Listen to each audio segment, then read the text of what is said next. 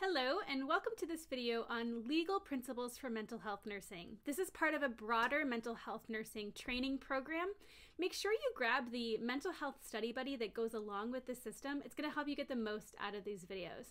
My name is Dr. Meredith Watkins, and it's my job to make this mental health nursing content clear and easy to follow. So let's go ahead and get started. Here are the learning objectives for this lesson, and I encourage you to take a screenshot of these or write them down so you've got a checklist of all the things you need to accomplish in this lesson.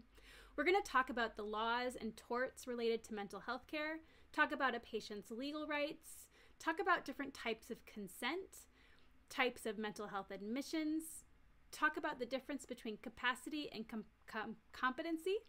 We're going to talk about regulations related to restraints and seclusion, and then finally talk about the importance of and components of documentation required for mental health nursing. So why do we have an entire video dedicated to the legal principles of mental health nursing? Well, it's for two reasons. First, and most importantly, it's for the patient's protection, and also it's for our protection as nurses. You see, sometimes patients in mental health crisis require involuntary hospitalization or medications as restraints or physical restraints to keep them safe or protect others from harm. But because this is restricting someone's freedom and autonomy and choice, it's important that we have legal parameters to do so and the documentation to support it. So we're going to talk to you about all of the different legal ramifications about mental health patient care so that we provide safe care to our patients, that the patients have their rights protected, and that we as nurses have our actions protected. But first, let's talk about client protections. It's first important to acknowledge that there are a number of laws and acts that help protect client rights and give them access to mental health care. The first of those happened in 1963 with the Community Mental Health Act signed by President Kennedy.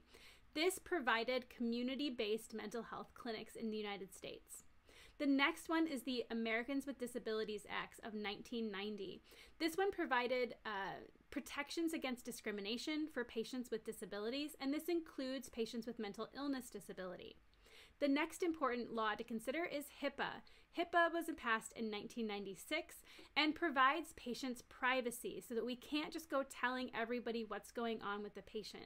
And with mental health illnesses and the stigma that can be around that, it's even more important that we honor the patient's rights with protecting HIPAA as we're talking about them.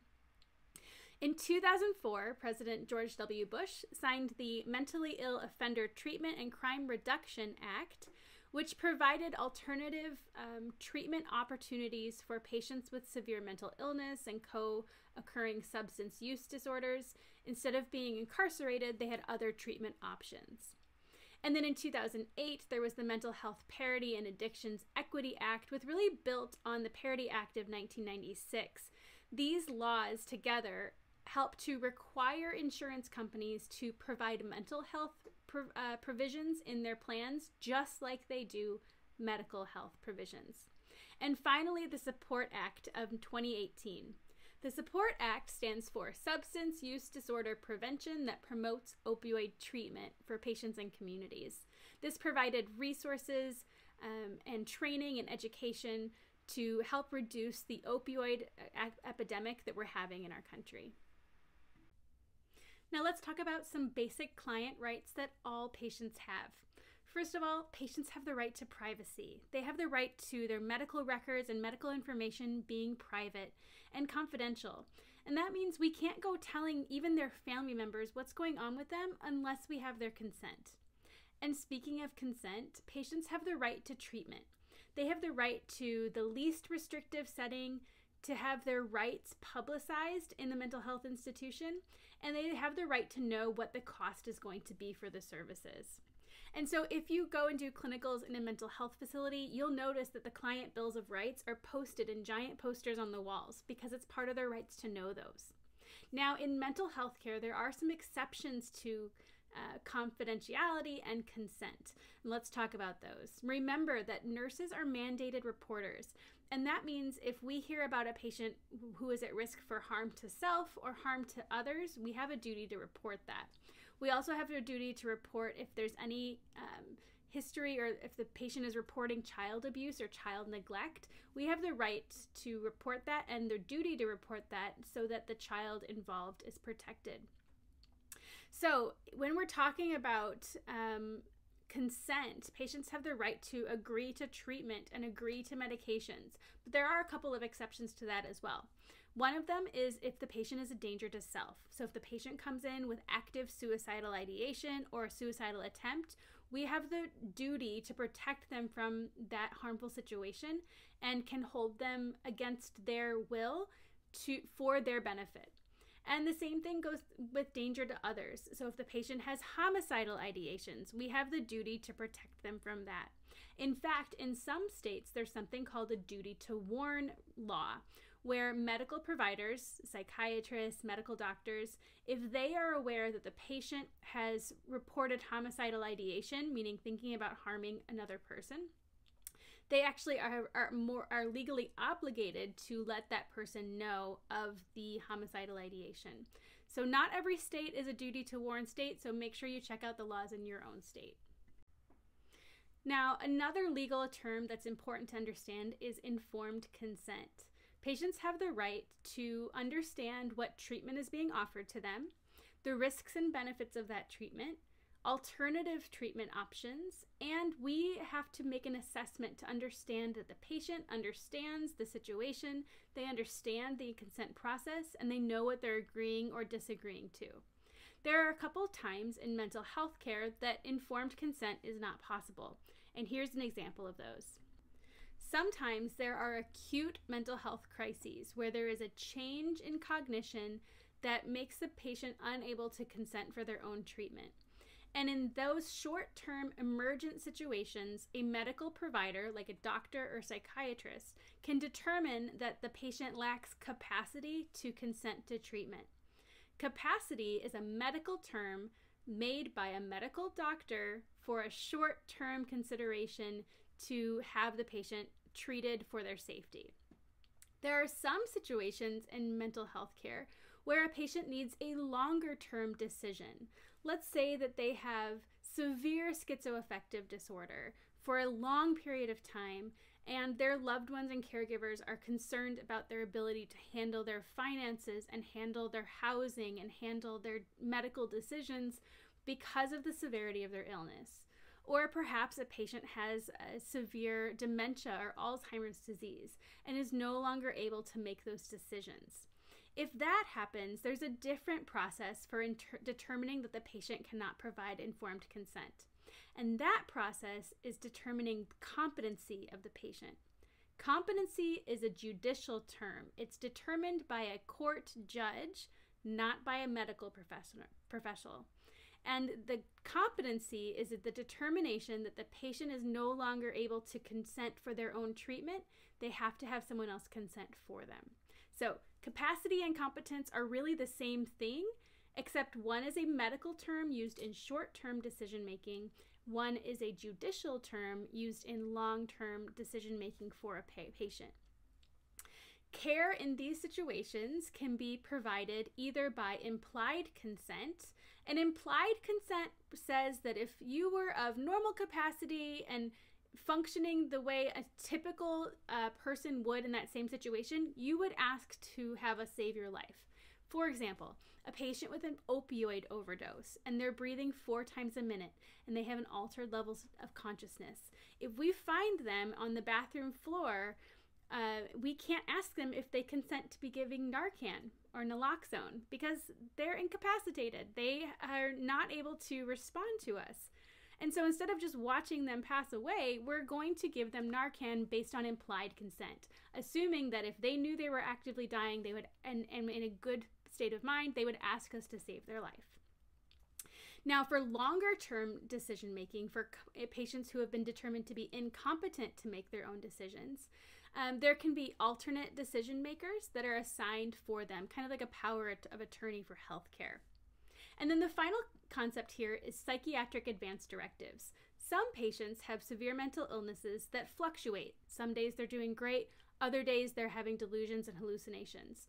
And those patients can have psychiatric advance directives that they decide when they are incapacitated what kind of care they prefer. And that might include which hospital they like to go to for their mental health care, which psychiatrist they like to see, and listing maybe what medications have worked for them in the past. It's really about customizing care so that when they aren't able to make those decisions for themselves, we can still hear what their preferences are. For implied consent is only for emergencies and in short-term use. It happens when there's no legal representation or legal documentation available about other people making decisions for them. And it assumes that the decision, if a person was in decision-making capacity, that they would ask for care in that situation. So here are some legal concepts for nursing care. As nurses, we have to follow all standards of care, and that includes being responsible for safety and quality of care. We also have to comply with all laws. That includes local, state, and federal laws. We also need to honor the patient's rights, and so following the patient's rights to privacy and consent are important. Nurses can be held responsible, and the legal word for that is liable, if a patient is harmed. And liability is proven through a civil law called tort law. Let's talk about that now. So tort law is civil law. Tort law is wrongful acts that cause patient suffering or harm. And torts can be either intentional or unintentional. Let's talk about them. Intentional torts can be things like false imprisonment, assault, and battery. Unintentional torts can be things like negligence and malpractice. Here's a couple of examples of how false imprisonment might happen as a nurse. False imprisonment could be confining the patient without the legal grounds to do so. And this could include things like restraints or seclusion. So if we admitted the patient against their consent without the proper documentation, or we restrain or seclude the patient without their consent, without the proper documentation, we could be held for false imprisonment. Now, assault means a threat of harm causing fear or anxiety to the victim. And so you don't actually have to put hands on the patient to be considered liable of assault. It just means that you have made threatening behavior towards the patient that made them feel fearful.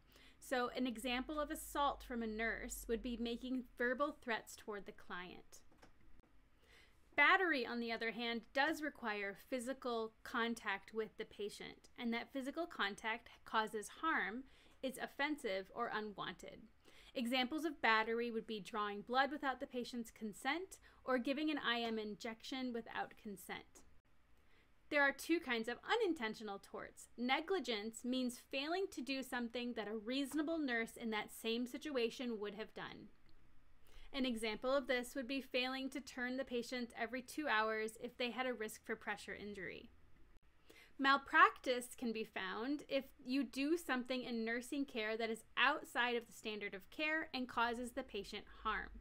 An example of this would be applying the restraints so tight that they cut off circulation and cause necrosis in the tissue.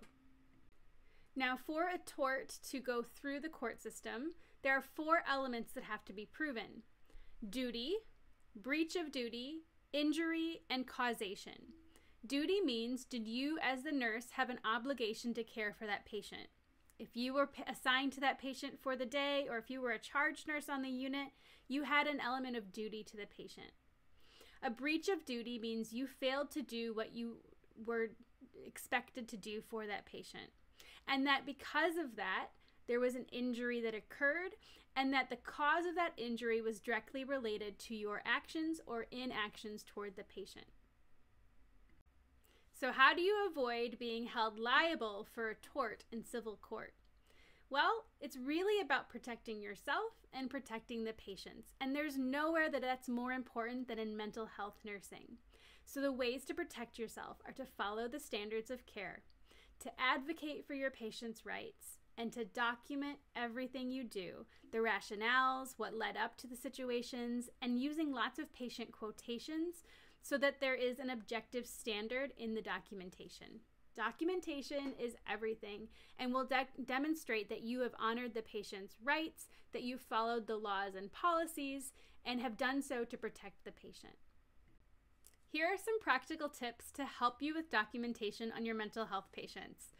First of all, use quotations. Patient states, quote, and then put in quotations exactly what the patient said. When you try to translate it to your own word, you're adding your own meaning and interpretation. So you want to use the patient's words. The second thing is to make sure that you're using the correct forms. Use the correct forms for restraints, whether that's the MD order form or the restraint flow sheet. If there's a Q15 constant observation log, make sure you're following that.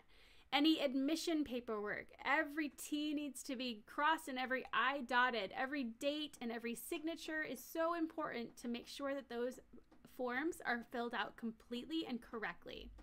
So things like restraint order forms, flow sheets for restraints, admission paperwork like certificates and petitions, dates need to be accurate, patient labels need to be on everything, signatures from the nurse and the doctor all need to be complete in order for those to be valid forms.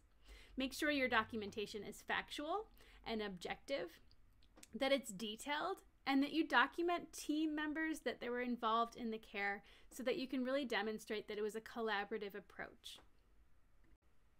Now, on the mental health continuum, remember that there is the range from mental well-being all the way to mental illness. And the most extreme component of that continuum is crisis. And when patients are in mental health crisis, they often require inpatient admissions to a mental health facility to keep them safe and help restore their well-being. These admissions can be either voluntary, involuntary, or emergent. So in a voluntary admission, the patient requests or agrees to be admitted to a mental health facility. The thing with this involuntary is that the patient can revoke their consent at any point, but before they could be released, it still requires that a medical doctor evaluate them and determine if they're safe to go home. If the doctor determines that they're safe to go home, then they would be free to leave. If not, then the doctor would complete the documentation to make them an involuntary admission at that point. So the other two types are involuntary and emergency. Involuntary admission is admission by court, and this is due to being harm to self, harm to others, not being able to meet their basic care needs, and having a mental illness that makes the patient unable to recognize their need for care. Now, most involuntary admissions actually fall under the emergent type of admission, and this is done via physician certification. So in an emergency room, a patient comes in and they're suicidal or homicidal, so they're danger to self or danger to others, and that because of that danger, that they're at immediate risk of harm to either themselves or others. And so a physician can complete a certificate that shows that the physician has evaluated the patient and determined the patient to be either harm to self or others with immediate risk if they're not hospitalized. And then the patient can be admitted for a short stay to help stabilize them. Now keep in mind that in an inpatient setting, it's important to maintain safety and that patients in mental health crises sometimes have escalated behaviors. And for the safety of the patients, as well as for the others around them, sometimes restraints or seclusion are required. Now we're going to talk all about how to prevent restraints, how to use the least restrictive methods possible, but when all else fails and restraints and seclusion are required, these are some things to consider. Remember that the patient has rights of personal liberty and the right to have the least restrictive measures necessary. And so restraints or seclusion should always be used as a last resort. It should always be used out of safety of the patient or others around them, and never as a convenience for the nurse. Restraints can either be chemical and or physical. Chemical restraints are medications like sedatives that can help calm down the patient's emotions and behaviors. A risk to some of these is respiratory depression, and the nurse would want to assess for that. Physical restraints can be in a variety of ways, including 2-point soft restraints on both wrists, 4-point restraints on both wrists and ankles. There can be restraint vests, restraint mitts, anything that is being used to intentionally limit a patient's freedom or movement would be considered a restraint and requires both an order and documentation. The risks of physical restraints are high as well. Physical restraints can cause emotional distress, circulation problems, airway compromise, and can even result in death. So again, these have to be used as a last resort when it's the only safe alternative. Seclusion is sometimes used in the inpatient mental health ward. It requires placing the patient in a room where they are physically prevented from leaving. Often these rooms are padded and soft to prevent the patient from having injury. These seclusion rooms are used in the short term only when necessary to allow a cooling off period to prevent the patient from harming themselves or others. There are risks to seclusion as well. These include PTSD, a sense of abandonment, emotional distress, and depression. It's important for nurses to recognize the risks of seclusion, and when the patient is done with being in seclusion, to reestablish that therapeutic communication, therapeutic rapport, and help the patient express the feelings that they're having. Now, we said that there is an order to doing this, that restraints and seclusion should be used as a last resort. So there are steps to take before getting to seclusion or restraints.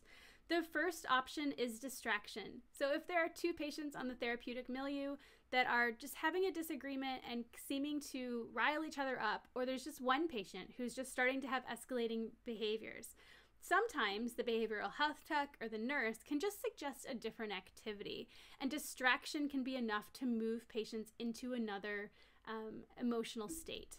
If that doesn't work, then there's the option of a timeout. A timeout's different than seclusion in that the patient is alone, but it's by choice, and they're not being limited in where they can go.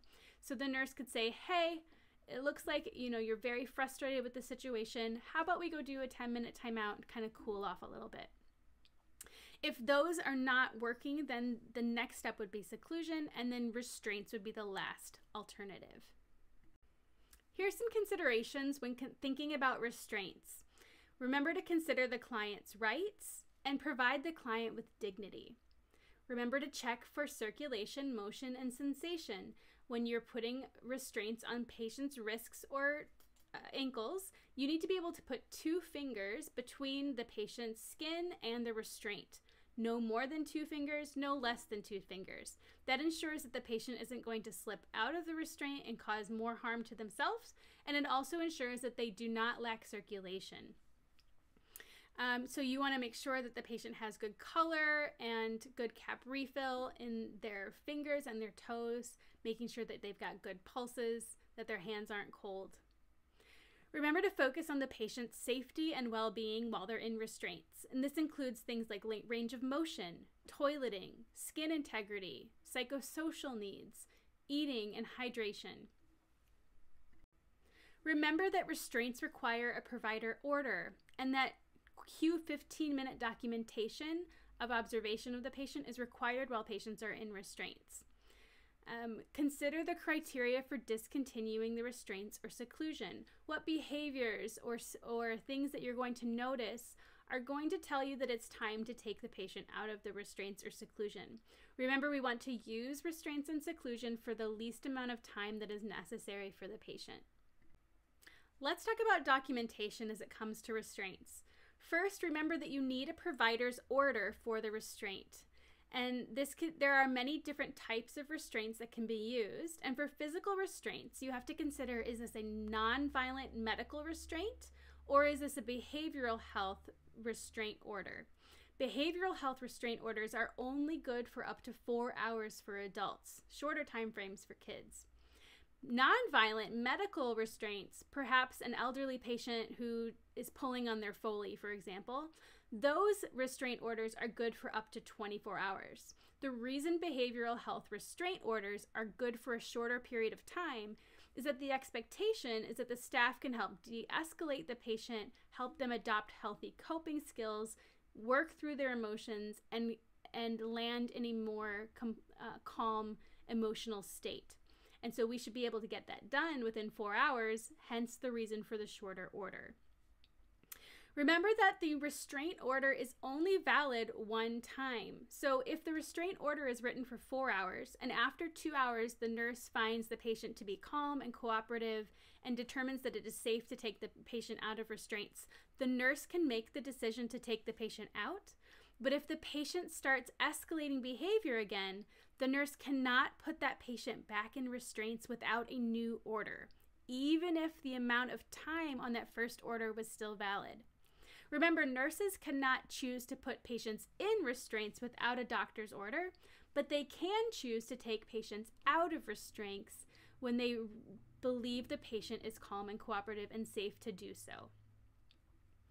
The restraint order must include the client's behavior that led up to the decision for the restraint, alternatives that were attempted, the type of restraint that is being ordered, the time frame up to 4 hours for behavioral health, and the date and time and signature of the provider.